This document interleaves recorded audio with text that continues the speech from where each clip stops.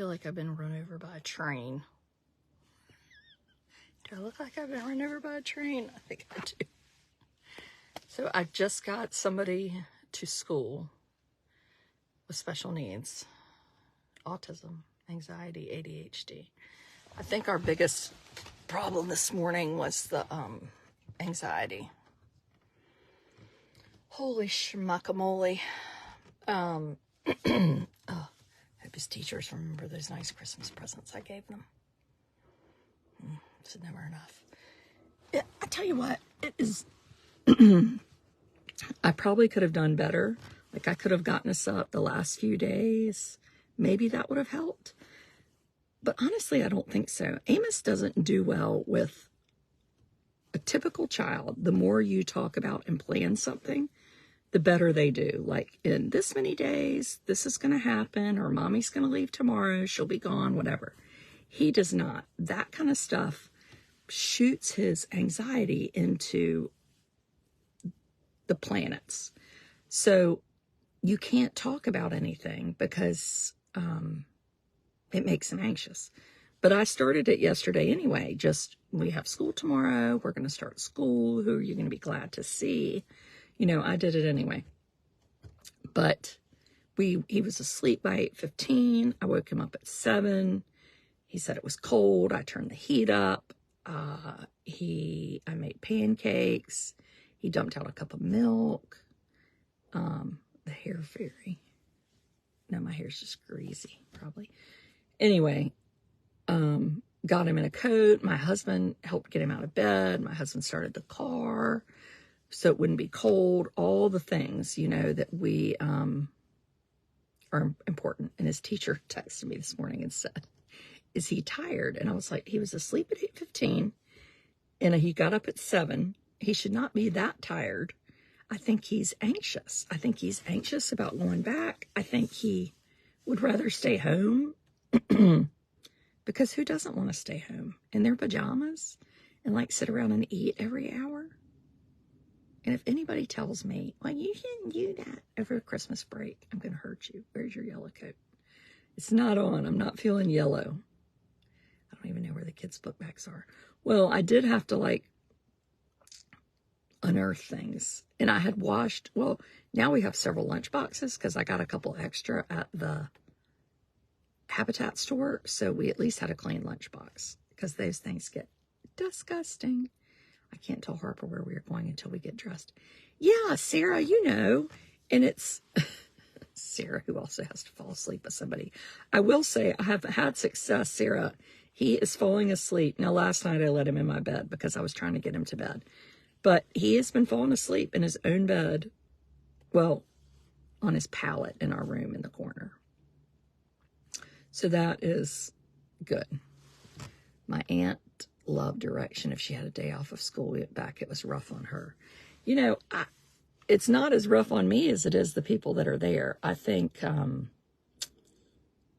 text his teacher back and just say, you know, I just want him to have a good day. I think just the getting back into the routine is enough for him. So I call that success currently. And then it's hard for my brain not to like zip ahead and be like, he's in the 3rd grade and he is 10. He'll be in school till he's 22.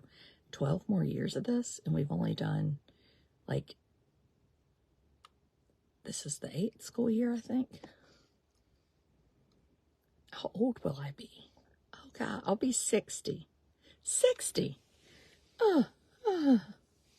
When my mom was 60, she had grandchildren. Oh God, what if I have grandchildren and I'm dragging somebody to school? This is why you don't jump ahead of yourself. You might start crying. My big boys have not gone back. They are getting ready now, and I am taking them back to the airport. And then I have to take them back to the airport early because I have got to pick up Amos from school, because if I don't, I broke a promise, and I really tried to stick to what I say. But he said, can I go to school? I don't want to miss the airport. And so I feel like I'm raising someone who just thinks about trips all the time. But I don't know how else to motivate him. And that's a rhetorical question. I don't need anybody telling me anything.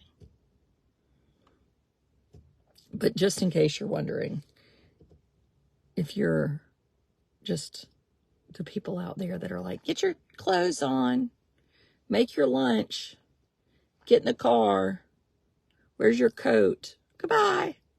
That was my life for a long time. Oh, it was so easy. I had no idea how easy it was.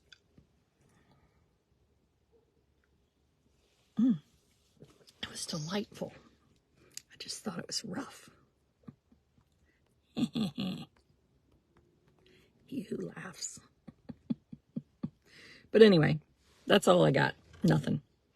Subscribers, I'll see you in the morning. We'll get out of the car and go up and we'll have a little coffee chat before I haul teenagers places. Don't forget to pay your taxes. Oh my God, my subscribers love me. It's hard for me this morning. I'm the teacher on a work. Oh, I know it's hard. Oh, the teachers. Teachers just are amazing people. If there's one reason I would run for office in North Carolina, it is to boost up teachers. Because if anybody doesn't realize their value and worth, then you look at a state that doesn't have any, or doesn't have any good ones. You know, we want to make teaching like, wow, you're going to be a teacher. And some states have done that, and it really makes a difference. Where in our state, it's like, be a garbage man. Why would you want to be a teacher? I mean, they're doing everything they can to not have people be teachers because the General Assembly wants those people to go to private schools or charter schools. So they don't want to incentivize good people to teach at all. I know, it seems nuts, right? But it's true. So one thing we're going to be talking about in 2024 is education, government and education, because that is important. And if you think that's dorky, then you can go watch Housewives of Somewhere. Goodbye, subscribers. See you in a minute.